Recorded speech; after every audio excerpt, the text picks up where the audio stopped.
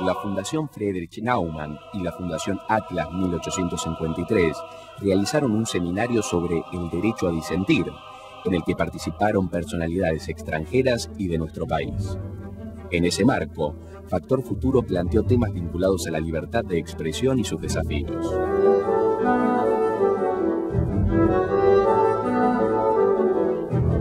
Más o menos, ¿no? En realidad, creo que en general la opinión pública no es muy capaz de ver mucha verdad. Pero eso es un fenómeno de las masas en todos los países del mundo. Hay que decir que hay mucha capacidad en las ideas convencionales de la opinión pública para eludir la verdad, para no hacerse cargo de la verdad. Yo creo que, digamos, tiene más que ver con una incapacidad bastante extendida nuestra de enfrentar las cosas que con una manipulación de la información por parte del gobierno. Yo creo que sería deseable que hubiera menos manipulación de la comunicación oficial, que hubiera una ley de acceso a la información pública y que hubiera una secuencia de conferencias de prensa con derecho a preguntar por parte de los periodistas. No, hay información, pero no estamos bien informados. Hoy el gobierno no es transparente en la gestión, no da información sobre lo que realiza, no tenemos los periodistas formas de acceder a funcionarios, nunca tenemos posibilidad de repregunta. Néstor Kirchner vive en el cortoplacismo y obliga al periodismo a vivir también con una agenda cortoplacista. Es decir, analizamos el tema de hoy y mañana veremos cuál es el tema de agenda. Bueno, primero hay que ver una realidad. Es decir, solo el 15% accede a los diarios, casi el 100% accede a la televisión, entre los dos extremos. Es evidente que el grueso de la población se informa por la televisión, la mayoría por la televisión abierta. El nivel de información de la televisión abierta, ¿no es cierto?, es muy limitado. Pero no es un problema que sea solamente en los sectores populares. Creo que la información es limitada. ¿Por qué? Porque está faltando además hoy en la Argentina un debate sobre las grandes cuestiones del fondo del país.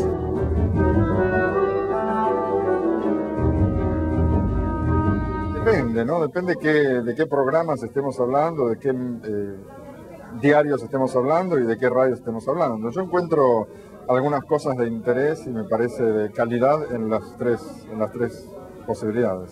Yo tiendo a seguir con mucha intensidad la gráfica, pero es simplemente la que tengo más acceso. La televisión no es creíble. Hay programas creíbles y hay conductores creíbles.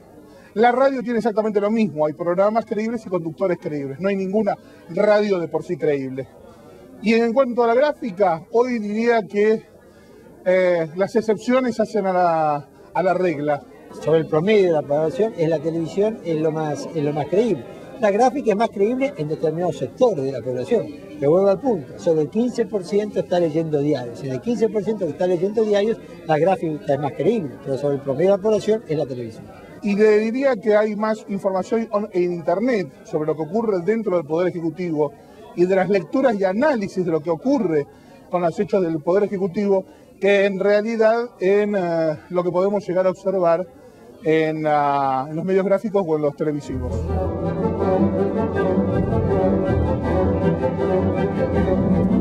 No creo que esté amenazada. Creo que en todo caso está a cargo nuestro y que depende tanto de la gente que trabajamos en los medios como del público en general ser capaces de utilizar todo el espacio de libertad disponible, que es muy grande.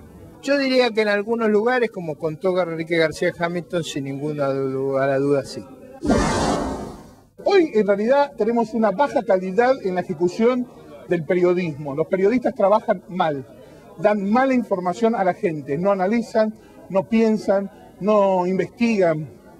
Desde ese punto de vista sí corre peligro la libertad de prensa. La libertad de expresión está condicionada, creo que en primer lugar, por una retórica de parte del gobierno sumamente agresiva contra los medios. Otro factor que condiciona naturalmente es la distribución bajo criterios políticos de la publicidad oficial. Esto se ha utilizado, digamos, varios gobiernos lo han hecho, pero no del modo tan evidente como está ocurriendo en este momento. Y a eso se suma un tercer factor que yo creo que es la permeabilidad y la debilidad de los medios de comunicación política y comercialmente, que hace que sea sumamente penetrable por esta estrategia de publicidad oficial. La dependencia de ese dinero es muchísimo más importante que lo era décadas pasadas, y en consecuencia hace que el efecto que genera esta política o estos mecanismos sea mucho más fuerte. Yo creo que está amenazada la libertad de prensa en Argentina, en la medida en que, es decir, cuando una democracia es imperfecta, y creo que está funcionando en forma imperfecta, la división de poderes no está funcionando, hay un exceso de concentración de atribuciones en manos del presidente, en una situación política de estas características, la libertad de prensa está amenazada.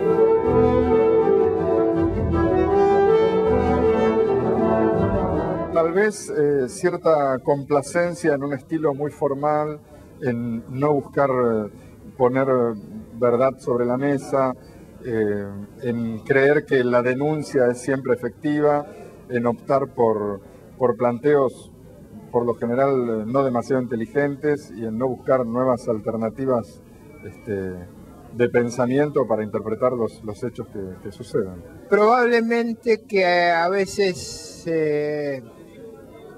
se restringen a sí mismos más de lo que sería deseable en una sociedad libre. Que viven de la pauta, que no saben que los medios crecen con la posición y que no buscan un precio correcto para su publicidad y para su precio de tapa. Y entonces nos encontramos con dueños que han renunciado ellos a la libertad de que sus periodistas trabajen con libertad.